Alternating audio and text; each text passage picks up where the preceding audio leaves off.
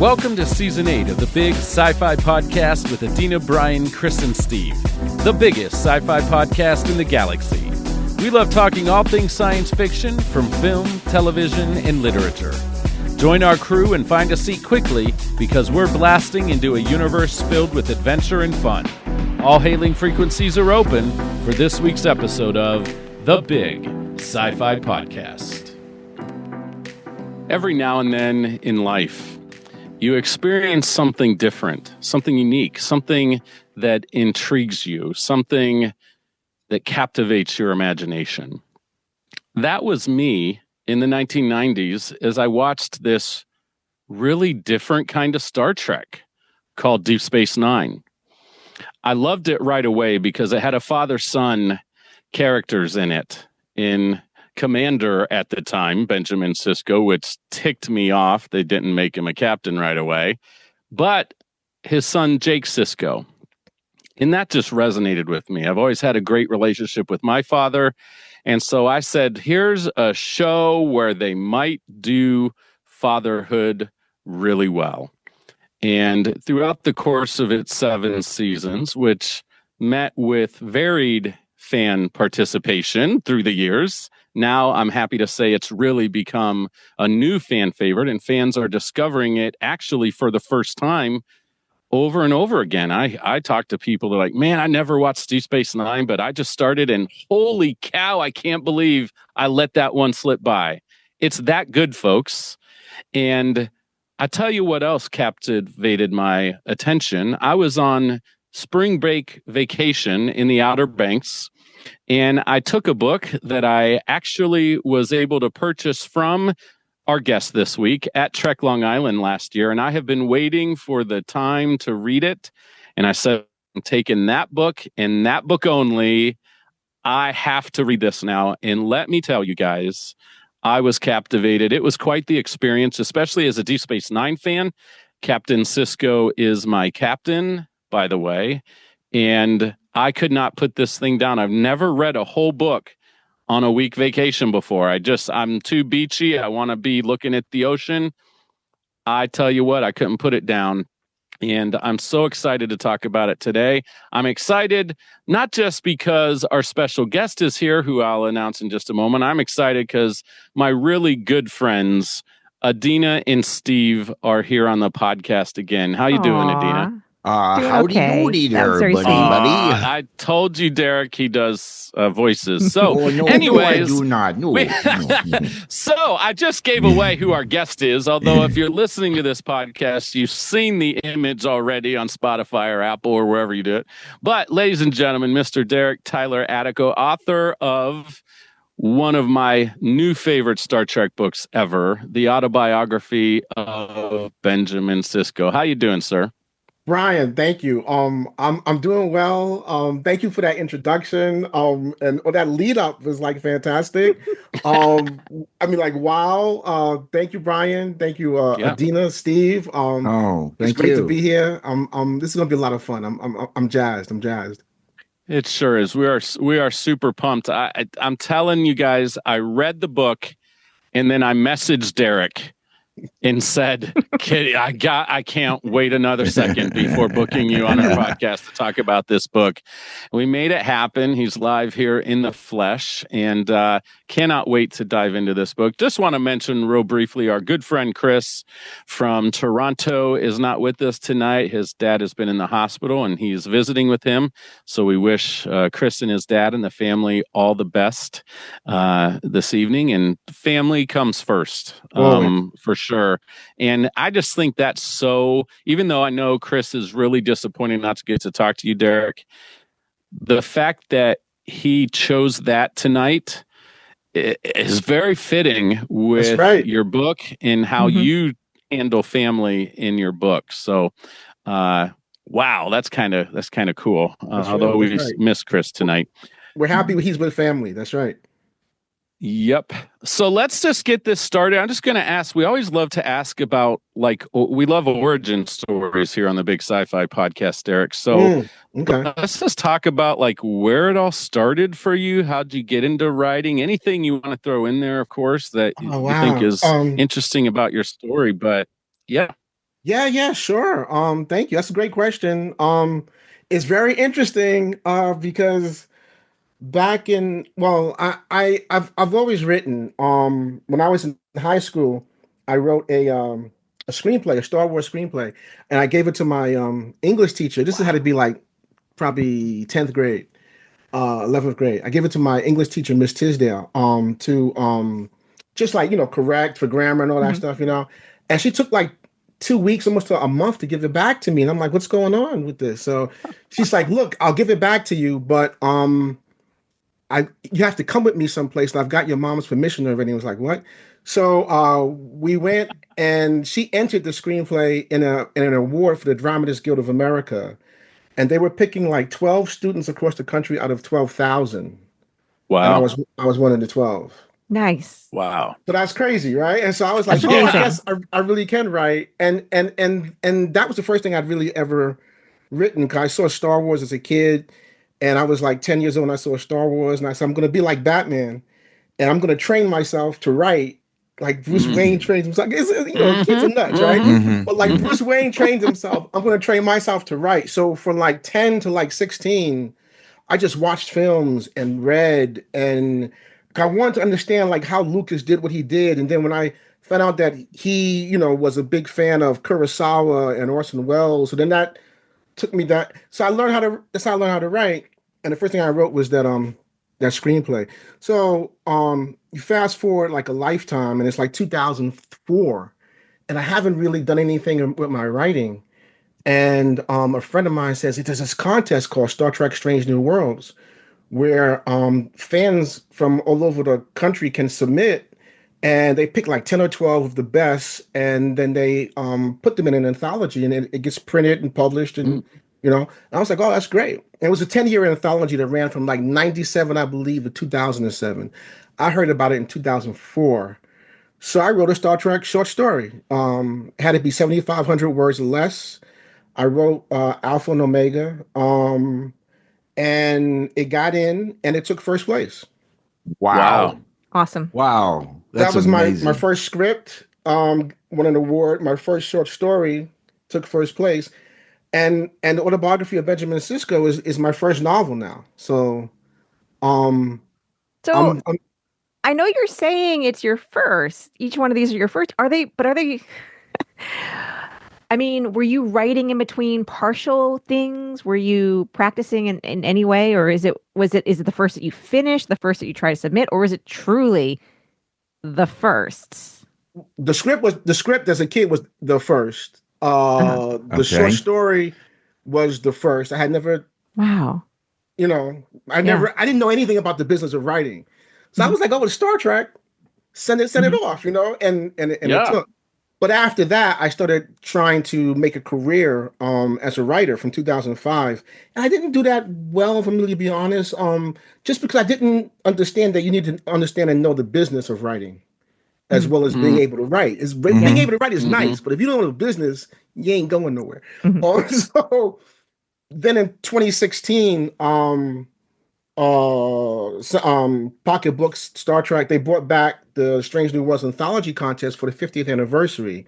I wrote another short story called A Dream of a Dream, Deep Space Nine short story. That got in. And by that time, I knew a lot about the business. I had been writing, and so my Mhm. career has taken off since 2016, really. So Wow. That's amazing. it's a little crazy, right? Yeah, it's crazy. It's interesting. The great playwright August Wilson Yes, never took any writing courses. He never did any of that, but he was a writer. He was born to be a writer. He was a writer, and a completely very successful writer. So very you're successful. in the Very. same Mhm. you're in the same realm as August Oh, Wilson, my friend. well, thank you for saying that. I would never Yeah. put myself on August Wilson. No, when I first learned about August Wilson and his history, I went, It's "That's nuts, right? amazing. That's Yeah, yeah. amazing." You know? It's an amazing, and the things he did. I try to emulate some stuff after August Wilson because he writes about America in different Hmm. periods of time, and and what's happening with individuals in America, and so that's always thinking about stuff like that. So Yeah. Yeah. But I guess the thing that I want to I hope is Because for a lot of people, doing that first story and having it, hit like that, land like that, that's very unusual. Yeah, So for sure. hopefully other people who might be trying don't get discouraged if their No, first no, thing no. doesn't land like that. That's why I ask, like, because a lot of times people see the first and they're like, oh wow, if I don't do it also on my first, I must be trash. And so I usually like to remind people that usually it's really not somebody's first, but in No, your case, it is. Yeah. that's a Yeah. great point, Adina, Yeah. because I'm just thankful and fortunate. But to you make a lot of sense because in one way it really wasn't my first because I was continually reading, Hmm. watching. I would play a lot of role playing games, and I was like dungeon master, so I was doing a lot of writing. Hmm. Yeah, Okay. I just that's wasn't doing writing. it like There Okay. you go. That's professional. writing. You're writing. Right. So Yeah. you have to Yeah. keep writing and you have to, Yeah. it's like a muscle, Interesting. right? So I was Yeah. doing all of that. So by the time that opportunity came, it's like this thing that Will Smith says, if you always stay ready, you don't have to get ready. So, Love it. Yep. right. Yep. So in a way, Exactly. I was already ready, Hmm. Yeah. and I don't want to make some kind of fantasy like I was just pulled out the box, brand Right, new, right, fresh, like yeah. no, no, no, no. I was still doing things, but just not Mhm. professionally. Yeah. Yeah. But you were, what I love about that story is you were ready and you took action when you were presented with an opportunity and you went for it. Yeah. Mhm. And a lot of people don't go for it. Like they've Yep. got Mm. all the talent in the world, potential in the world, and they're afraid to take the risks or have somebody reject them or Mhm. criticize their work. And that's Mhm. any Mhm. field, not just Mhm. in the arts or writing, music. It's anything in life at all. And so I love that you just opportunities presented themselves and you just went for it. And that's half the battle. Someone needs to hear that That today. is right. Yep. But I tell you what Yeah. I think about all the time is I just like, do I want to be 80 years old and be like, oh, I could have done this thing. What would have happened if, Oh yeah. you No. know, Mhm. I don't I'm want with you. that. I just don't want that. Yep. I mean, we're human, so everybody has different kinds of regrets. I just don't want those. Yeah. So the only Yeah. way to do it is to do it. Yeah. And Yep. and I'm so glad I didn't wait another second longer to read your book. So so how did let's start, even before we dive into the actual content of the book, how did this project come upon you? Like, That's were you nuts, too. offered this project I or did you was. say, okay, yeah, tell us about it. Yeah, it was nuts. I wrote that second short story, Star Trek short story, The Dream in the Dreams, the Deep Space Nine short story about Benny Russell and how he's still like in an insane asylum 10 years later, still writing Star Trek stories. So then, like, I think 2004, someone has a podcast and they said, because I think the Janeway autobiography had come out, they'd skipped over Sisko. Okay. And someone on Twitter said, well, this guy Attico wrote a Deep Space Nine short story.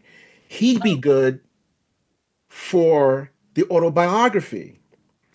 And then Titan Publishing got wind of that, read Wow. the Deep Space Nine short story, and said, oh, he would be a good fit. And then they approached me. So that's nuts. Yeah. That is amazing. Well, now I want to read this Benny story because that is one of the great all-time hours in Star Trek.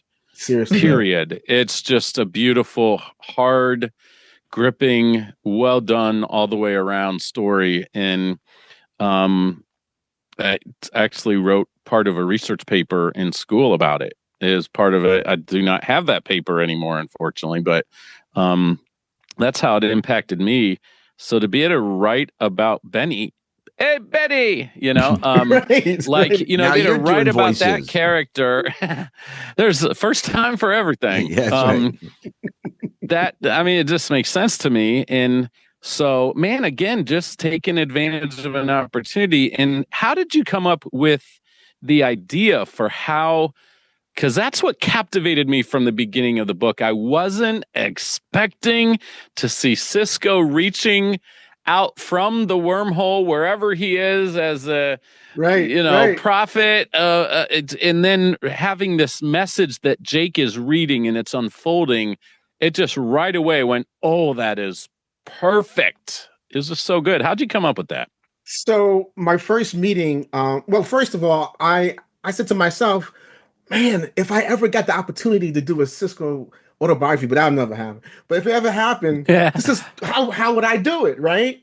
Yeah. And I started thinking about it. So I would think about it from time to time. So then it actually is happening.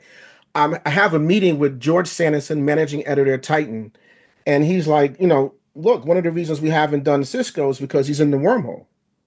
Mm-hmm. So how are we going to do, an autobiography? And Titan's idea, which is a great idea, is that they wanted to do the autobiography of Benjamin Sisko. They wanted to actually have it be Jake writing the book Anselm, which is from the show. Wow, yes. Right? Yeah, The Visitor. Yeah. The Visitor, right? From that episode. And and in that, Jake would talk about his life and then talk about his father's life.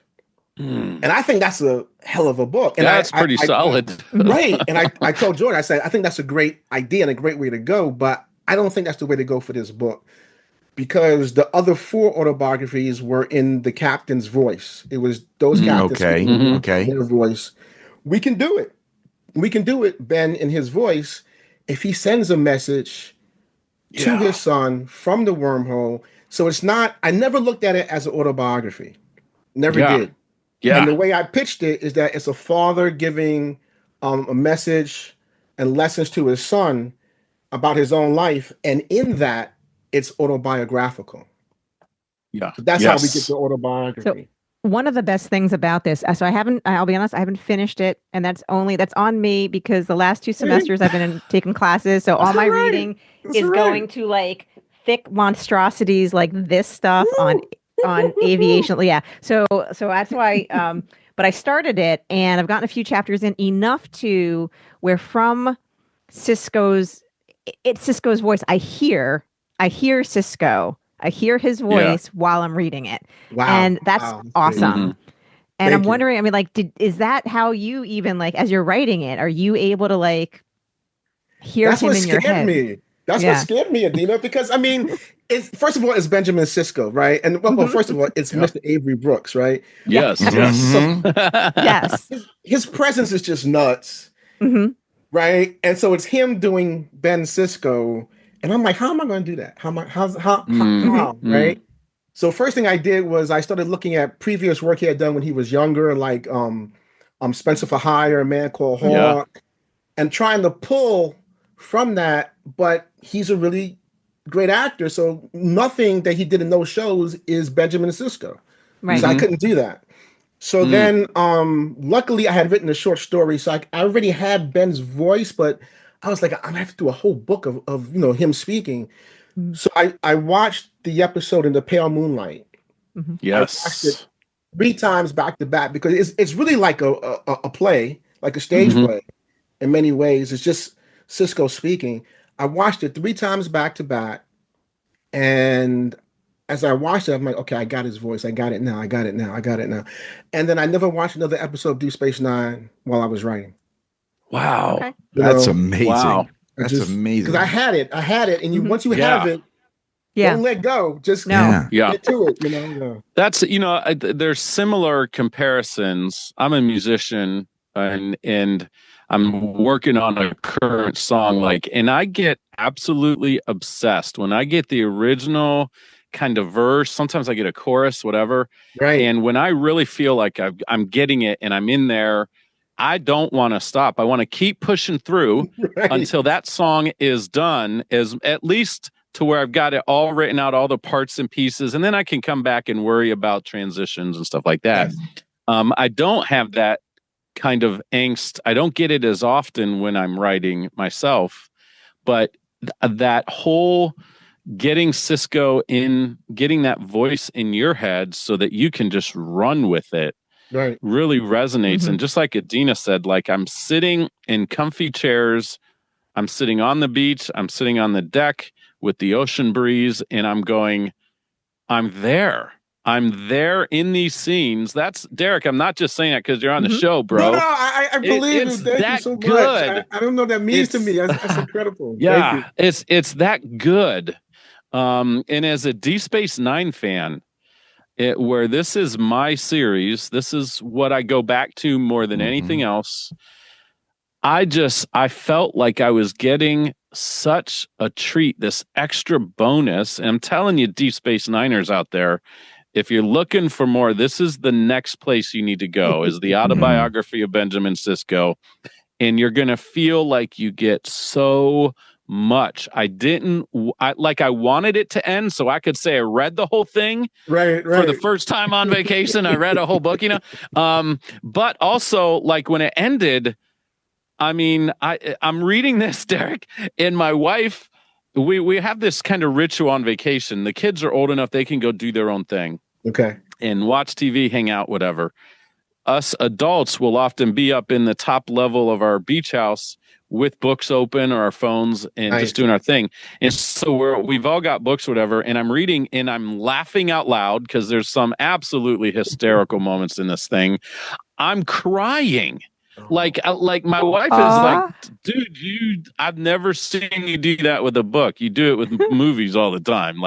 But I'm like going, oh my gosh, this is so touching and so emotional.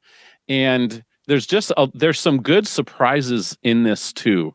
Like one for me was when Sisko has to swim for his life. For his life. Like, oh my gosh, that sucked me. I was like, what story is this? This is fantastic. Like things we'd never heard about. Right. Are in this book. Right.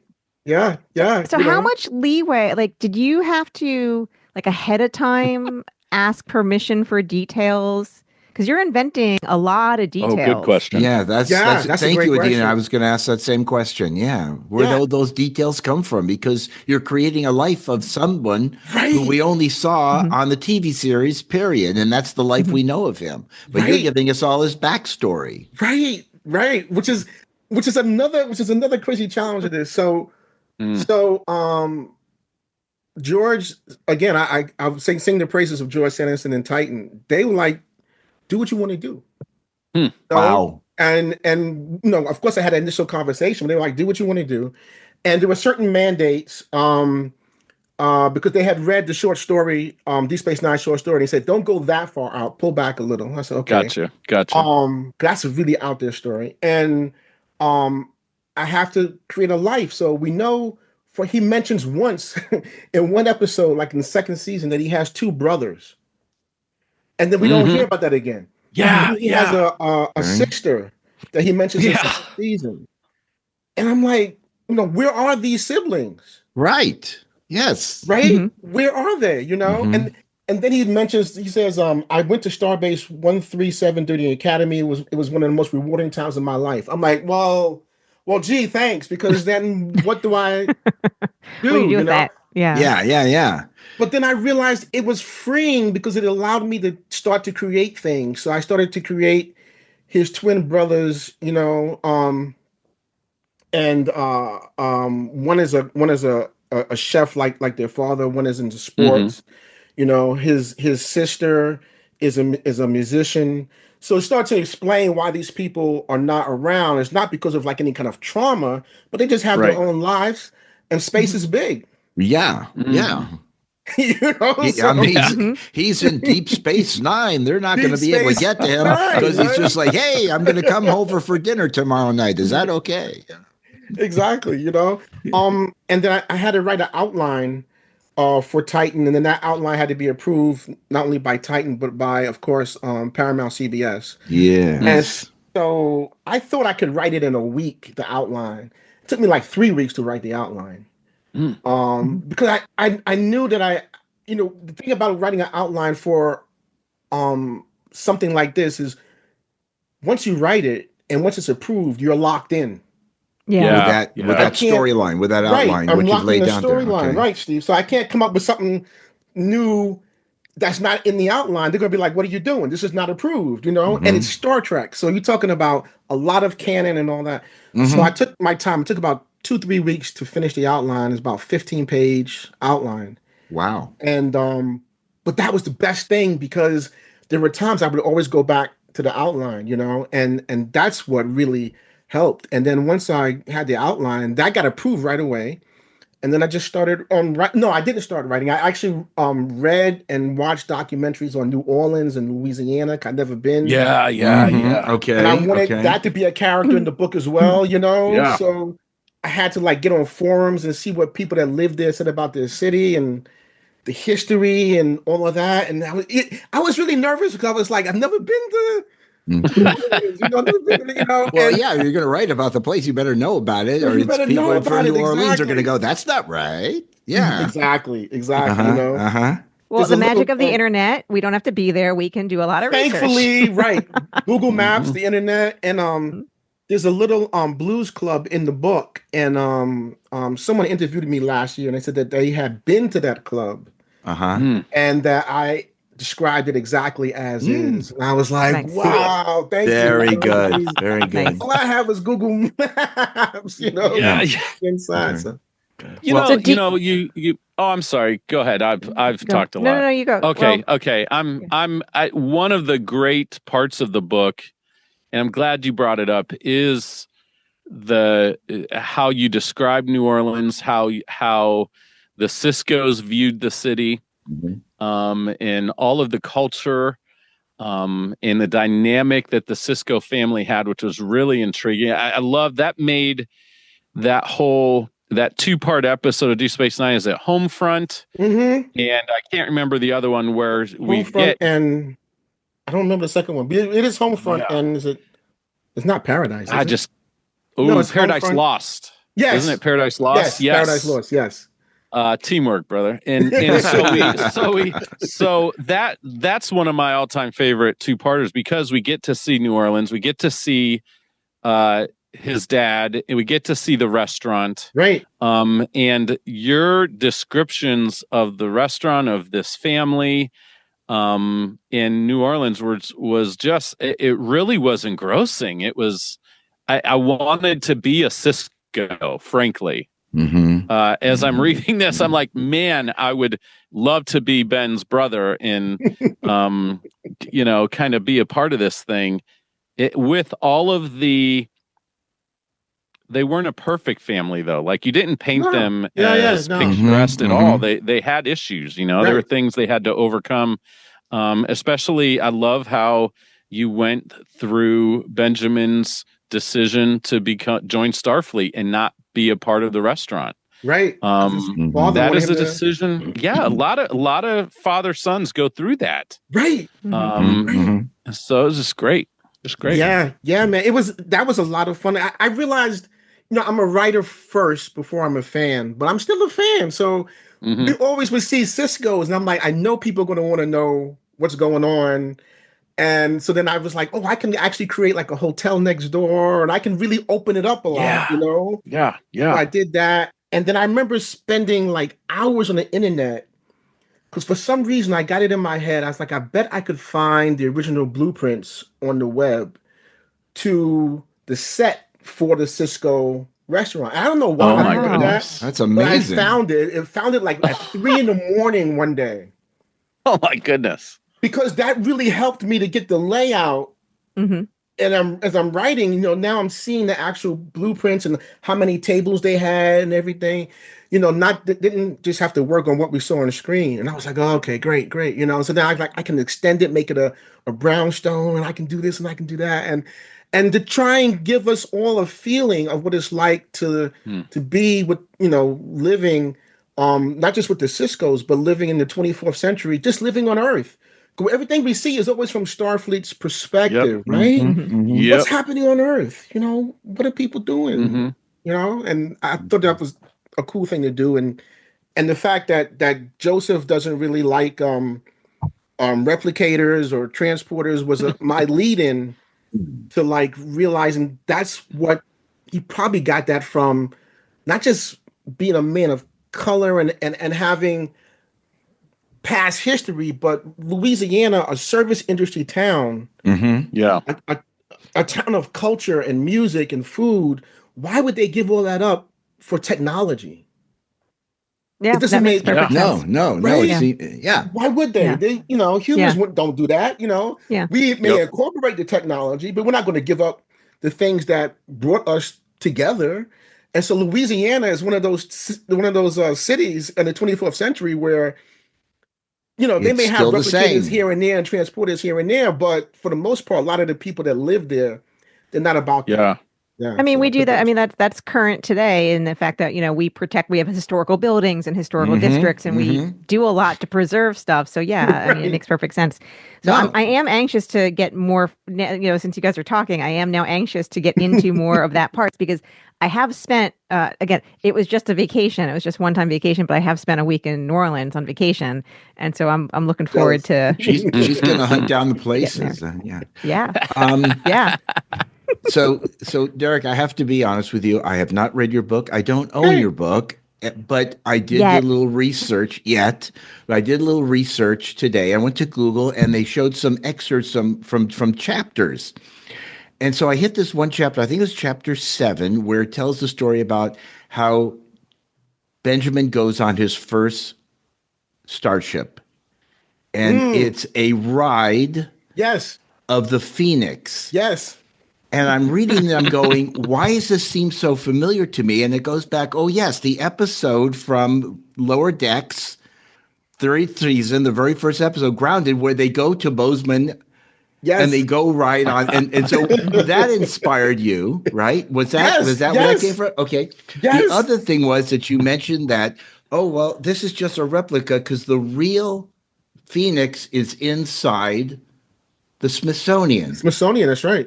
And then it brought me back to this image from the 2021 Ships of the Line calendar. Yes. Where it had the Phoenix sitting in the Smithsonian. I'm going, did that inspire? Did you think about that going, yes, that's where it should be? Yeah. And I felt, when you're writing, at least when I'm writing, the thing for me is I don't want to miss the little things, It's the big strokes that we know about. But it's the little things I don't want to miss.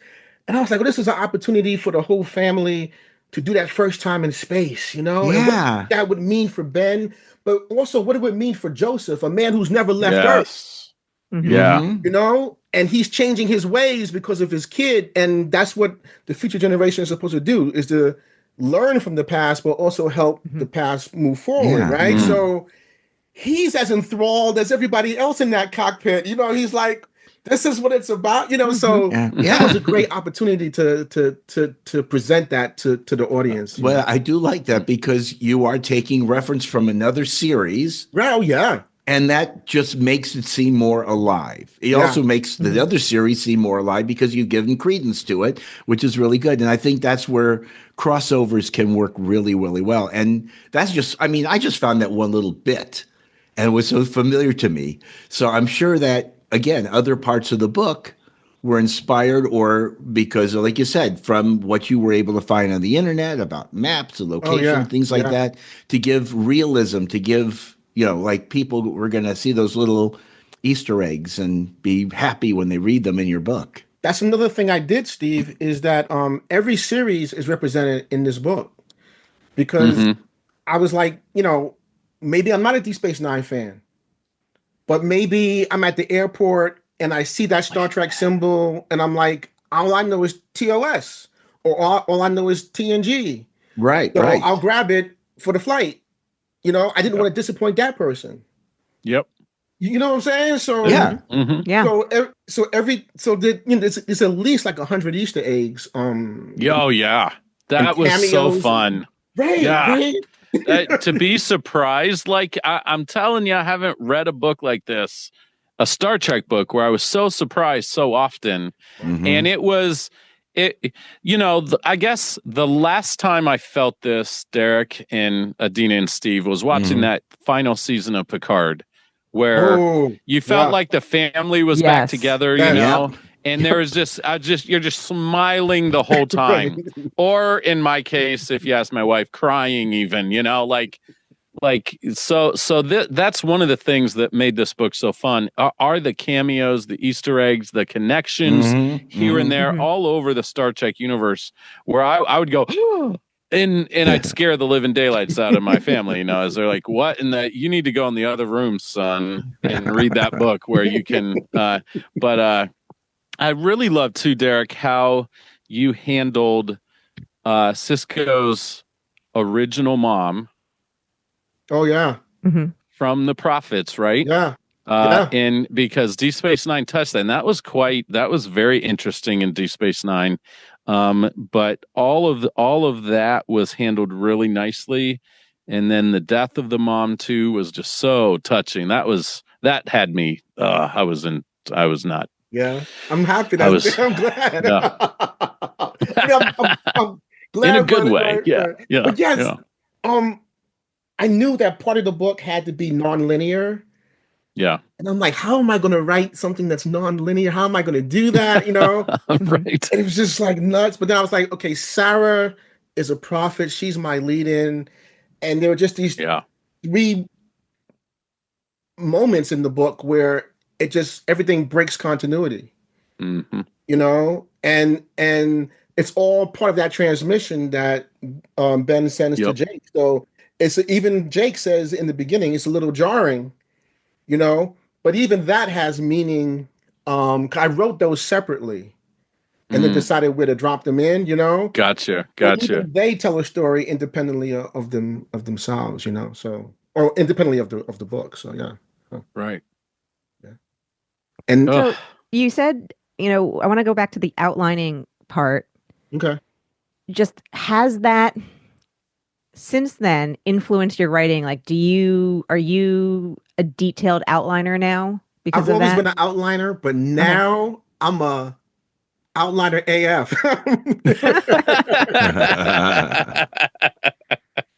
Yeah, I used to believe in writer's block, Yeah. But after doing this novel, I've come to the conclusion, at least for me personally, there's no such thing as writer's block. There's just under preparation. And there was a scene in the book when I'm working on Jennifer Sisko, on that character and how to introduce her. And nothing, just what I had in the outline didn't feel right. And I gave myself wiggle room in the outline. I said that I think I said in the outline she was a teacher or a architect. And as I started to write that, it didn't feel right. I was like, that doesn't make no sense. That doesn't make no sense. So I went to a whiteboard that I have and I wrote out everything that happened in the chapter before her chapter, and then the chapter after her. And I'm like, okay. Interesting. Okay. So what am I missing here? And it just didn't feel like she was like an architect. I was like, his mom is a teacher. Right. I wanted his mom to be a teacher and then Jennifer to be a teacher. But I was like, that's too much. It didn't feel right. But then I did look on YouTube on the for the clip of when they first met. And she's wearing this blue bikini on a blue towel on the beach. And then I remembered when Jake once spoke to Ben about his mom, he was like, oh, remember when mom took us water skiing? He was like, yeah. And I was like, blue, the beach, water. Every time they're talking about her or we see her, it's surrounded about water. She should really be an oceanographer. Ooh, interesting. Okay, and then that's a that good opened development. up everything for me, because just as Ben has space, which is a vast unknown, and he's a very strong-willed character, she has the ocean. And I can make parallels between those two, right? And it just started to become organic. And so I think the preparation of having that outline and seeing all that allowed me to take out the problem area I was having and put that in, if that makes sense. Yeah, totally. Absolutely. I totally, as a writer, I get the whole, you get a vibe, you get a sense of something being, this is the right for the character versus this is wrong for the guy. I totally, absolutely, completely understand that.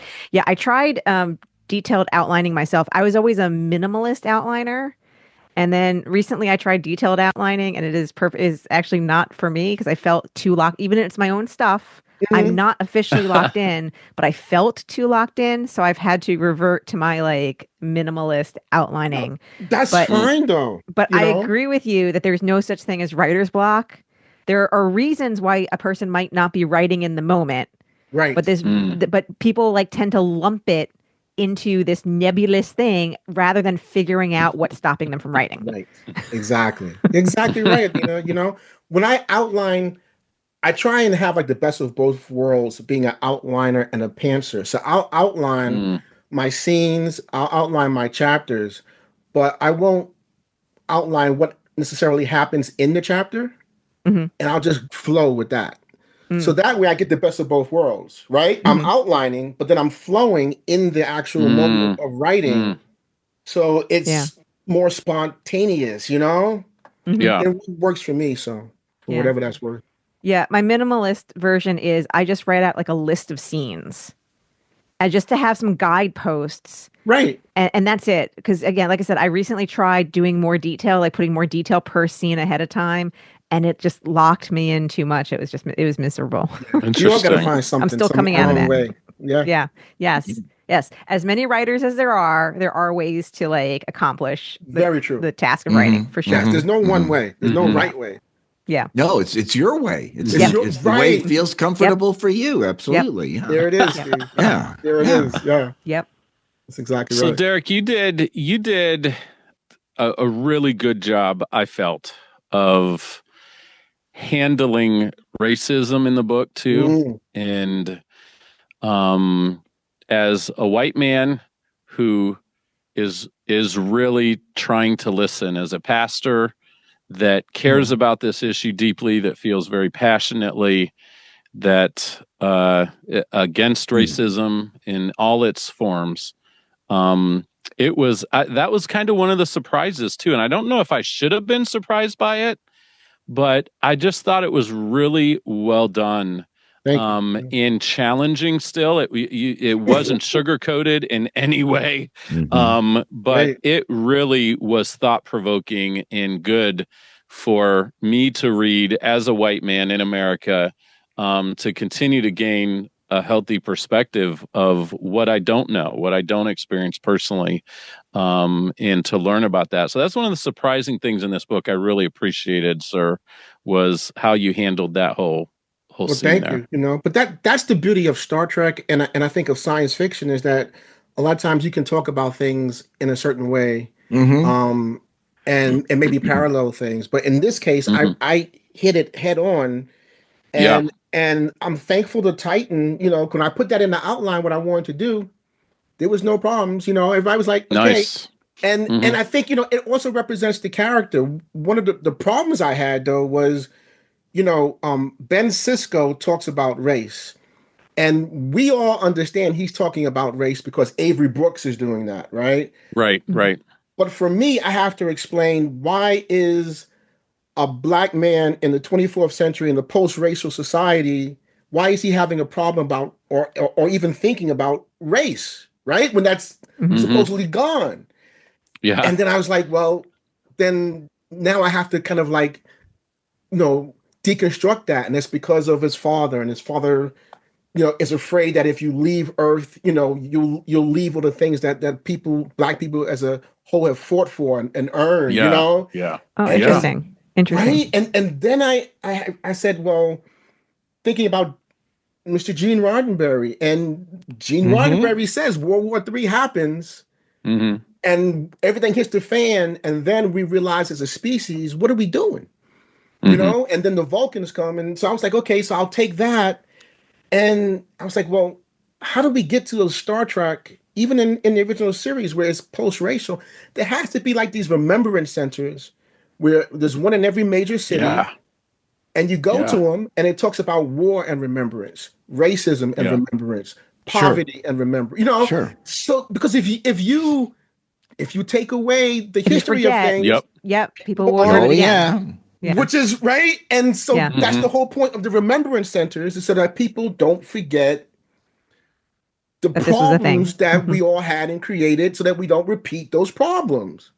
Yeah. And Titan loved that idea. They were like, "Oh, that's And that's Star Trek, though, right? Mhm. Yeah. Because how can you go to Earth and none of these things ever happen again? There has to be institutions set up to help us, keep us. I like on the calling right it path. remembrance centers too. I Yeah, like yeah. that. I like that. Mm-hmm. I think we It's so need some of those fascinating. now. I think, Right. Yeah, right. I wish, Yeah, I really do. I wish we could find a Because we billionaire have to do lots of that. museums, right? but museum doesn't hold. A museum is something else, Yeah. possibly. I Right. like remembrance. I really like that. Yes, Yeah. start Yeah, one. yeah. Someone Right, needs to because- start one. Absolutely, Adina, because it's not a museum. Yeah. Because you go to them and then there's these holograms replaying, like the one in New Orleans that they went to. It replays Ruby Bridges and her trying to get to school as a little kid, amidst segregation and all that. So, the way I imagine is whatever city you go in, then there's something indicative to that city in Yeah. that area of Yeah. the world, Yeah.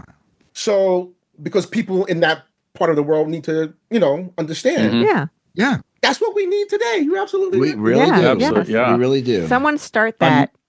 Yeah. Someone needs to listen and Right start now. that.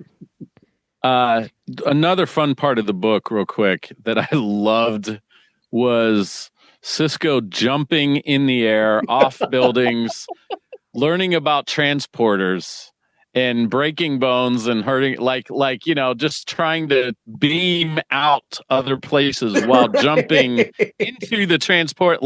Brilliant. That was so fun. Yeah, man. There was a line that was stuck in my head. I was 10 years old before I realized I lived in the 24th century. Mm. And I was like, well, how do I support that line? I'm like, okay, well, because of his upbringing and his father not wanting a lot of technology around, he never really sees a transporter until he's at the hotel next door and these people just appear in front of him and he's like, what is going on? And then the person at the front desk, the teenager at the front desk is like, oh, you want to see a transporter? And that's just a prescription for disaster for a 10-year-old. I mean, what 10-year-old wouldn't want to play with a transporter? So he does, and it doesn't lead to good stuff for him, If it's all right, I'd like to read not the conclusion. Do you mind if I read the last 3 sentences, Derek, when Yeah. Sisko's talking to Jake? Is that okay? Yeah. Can you do it Chapter and 28. sound like Avery I'll Brooks? try. I don't I know. don't know if I can, but I'll try. And I won't go all the way. I'll just read it dramatically. Read How it about like that? Okay. Brian. Read like Brian. Go ahead. Actually, I'm going to read the last couple, just a paragraph here, okay? Nothing is permanent, Jake. The universe's only true constant is change. Whether in the form of incredible rewards or unimaginable disappointments, change will always happen. Who we are and how we choose to react in the face of change is what will last, what will endure, and what will be remembered of us, and what we will remember about ourselves. When I get back, and I will come back, Deep Space Nine will be there for our family. But right now, it's time for you to begin your journey. Make it a good life, Jaco, because I'll be watching. That, Derek, I read that in the conclusion, which I'll let readers experience on their own. That is every son's dream, to hear their dad talk like that to them, to hear their dad tell them to live well, to embrace change when it comes, which is what you did for Sisko's character in this book. And it's inspired me to think about fatherhood again, anew with my own kids and with my own son, and how I talk to them and what I impart to them. This book, if I had to pick one thing, sir, about this book, it's that you have preserved and carried on and highlighted the relationship between Benjamin Sisko and Jake Sisko as father and son. That to me is the most precious part. I love all the goose eggs. I love our Easter eggs, goose eggs. I love all that fun stuff. I know what you mean. Yeah. That is what makes this book special to me. You brought out one of the things I loved about the series. So just as a dad, man, I want to thank you for inspiring me to be a better father through this book. This Star Trek book, man, which is what Star Trek has done for years for countless people. That's right. So why should I be surprised? But so Derek, thanks for coming on the podcast, man. I have to say, you got another question? Okay, yeah, I need please, to say go two ahead. things about that passage you just wrote. Is one, you read it as Brian. I still heard Avery Brooks in my head. I'm still hearing him in my head. Good. Okay, but number two, that I came across a meme today. I didn't save it, but it was really good. It was like, hear me out, and OnlyFans, but I dress as your dad. And for like $77.99 an hour, I tell you I'm proud of you. Wow. Oh. Like, that's nuts. And I'm like, that's a brilliant idea. Like, I'm sure, because you know what you're saying is, people want to hear that from their parents, from their dad, and from their parents, for sure. Yeah, sure. Yes. I'm fortunate that I heard that from my dad before he passed many times. But I know that that there are plenty of people who that's what they're waiting for. That is what they're waiting for. Absolutely. I had to say that. Sorry. No, that's great. No. Well, Derek, how can people read more of your stuff? Do you have a website? How can they follow you on social media? Yes, Brian, I have a website, derekattico.com, DEREKATTICO.com. And I'm on social media, pretty much all social media under Attico. So DATTICO. You'll find me there on Blue Sky, Insta, Facebook, and the app formerly known as Twitter. Yes, still there, which is really weird, but I'm still there. And I love talking to people, so I love the connections, which is what this is, and your show is, and what the book is all about, is making connections. So I love that. So yeah. Please. And you also have your own podcast on in association with the Sci-Fi Sisters. In association with the Sci-Fi Sisters, that's right. It's called Soul the Story. It's under the Sci-Fi Sisters umbrella, which is fantastic. I couldn't do it without them. I love it. We talk to established entertainers or individuals in entertainment and get their take on storytelling from their points of view. So we've had painters, actors. I think we've had a musician or two, writers, of course, and I'm trying to just have conversations with people on their lives and storytelling from their perspectives. Great. Very cool. Wonderful. So check that out. It's available everywhere you find your favorite podcasts. Yep. And it's definitely worth checking out. Check out the Sci-Fi Sisters too. They're pretty cool. They are very cool. Thank you. Yeah. They're part of our Trek Geeks podcast network. So anyways, we love the Sci-Fi Sisters. Derek, I love you guys. I love you. We love you, brother. Thank you. And, that's so kind. appreciate you coming on the show. Hopefully it's not the last time too. Because we know. can talk about all kinds of stuff. So, guys, thanks for listening to this episode of the Big Sci-Fi Podcast. You can find us wherever you listen to your favorite podcasts, on all the social medias for the most part, and especially at trekgeeks.com/big sci-fi podcast. Remember to treat each other with respect, love each other, kiss your kids tonight, and tell somebody. Let me say it this way, okay? My son is playing baseball. So, Steve, listen up. This is for you, my friend. You got it, buddy. I just watched a video a few weeks ago from coaches imploring fathers on the sidelines of baseball games to just encourage their sons. They've got 4 or 5 coaches right there in the dugout trying to tell them how to do everything. Wow. Let your son enjoy the game and encourage them. And so I'm asking our listeners today, instead of trying to correct somebody on social media this week who voted different than you, thinks different than you, encourage them. Find something good about them and say, hey, I see this and it's good.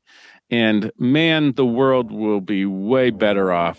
And at the very least, you will have encouraged someone else this week. So do that. Live long and prosper, everybody. Thanks for listening to this week's episode of the Big Sci-Fi Podcast. If you're having fun and enjoying the podcast, we ask that you would share the love by liking, following, subscribing, rating, and writing a review for us. That helps get our podcast in front of more potential listeners. Follow us on Facebook, Instagram, YouTube, and Twitter. Once again, we're a part of the Trek Geeks Podcast Network, and you can find our podcast along with other fantastic podcasts by visiting trekgeeks.com.